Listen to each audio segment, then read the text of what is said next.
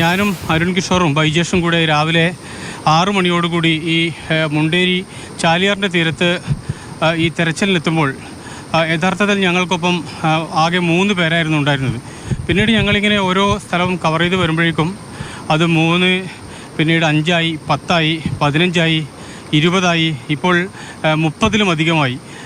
ആരാണ് ഇവർ, എവിടെ നിന്നൊക്കെയാണ് വരുന്നത്, എന്തിനാണ് വരുന്നത് എന്നുമൊന്നും ആരും അന്വേഷിക്കുന്നു പോലുമില്ല. കാരണം അത്രമാത്രം വലിയൊരു ദുരന്തത്തിൻ്റെ മുഖത്ത് നിന്ന് തങ്ങളെ കൊണ്ട് ചെയ്യാൻ കഴിയാവുന്നത് എന്താണ് എന്ന് സ്വയം ബോധ്യപ്പെട്ട് ഇവർക്കൊപ്പം കൂടി വരികയാണ്. ഏതാണ്ട് 10-12 കിലോമീറ്ററിലധികം ഇപ്പോൾ ഞങ്ങൾ നടന്നു കഴിഞ്ഞു. ഞങ്ങൾ ഏതാണ്ട് നടന്ന് ക്ഷീണിച്ചു.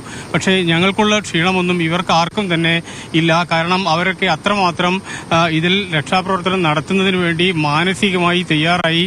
അവരുടെ സഹോദരങ്ങൾക്ക്, അവരുടെ കുടുംബാംഗങ്ങൾക്ക്, അവരുടെ നാട്ടുകാർക്ക് പറ്റിയ ഒരു വലിയ ദുരന്തമായി കണ്ട് അവർ അതിൽ സ്വയം മറന്ന് കൈ മറന്ന് അവർ ഈ അധ്വാനിക്കുകയാണ്. ഇപ്പോൾ ഈ പോകുന്നത് അവർ ഈ കുത്തൊഴുക്കിൽ കാണുന്ന ആ പ്രദേശത്തിന് കുറുകെ കയർ കെട്ടി അതിൽ നിന്നും അപ്പുറത്തെ ഭാഗത്തേക്ക് പോയിട്ട് ഈ മീൻമുട്ടി വെള്ളച്ചാട്ടത്തിൻ്റെ അറ്റം വരെ പോയി ഇത്തരത്തിൽ പരിശോധന നടത്തുകയാണ് യഥാർത്ഥത്തിൽ ഇവർ ലക്ഷ്യമിടുന്നത്. എത്രമാത്രം അത് വിജയകരമാകും എന്നൊന്നും പോലും അവർ ആലോചിക്കുന്നില്ല. പക്ഷെ അവരതിലേക്ക് ചെയ്യാനുള്ള നിശ്ചയദാർഢ്യത്തോടു കൂടി തന്നെയാണ് അവരിപ്പോഴും ഈ യാത്ര തുടർന്നുകൊണ്ടേയിരിക്കുന്നത്.